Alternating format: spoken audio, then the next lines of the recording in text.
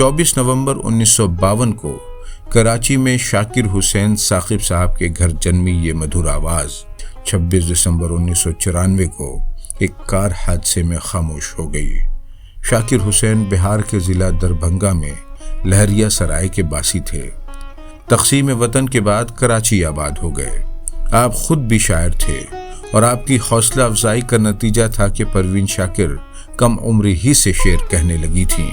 परवीन शाकिर ने Rizvia girls college Karachi से matric, sir Syed girls college से बीए और कराची यूनिवर्सिटी से अंग्रेज़ी अदब में और फिर लिसानियात में एमए की तालीम मुकम्मल करने के बाद अब्दुल्ला गर्ल्स कॉलेज कराची में बतौर टीचर मुलाजिम हो गईं।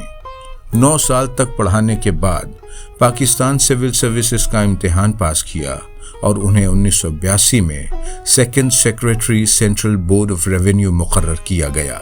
बाद में उन्होंने इस्लामाबाद में डिप्टी कलेक्टर के फ़राइज़ अंजाम दिए। परवीन शाकिर की शख्सियत में बला की खुद एतमादी थी जो उनकी शायरी में भी झलकती है।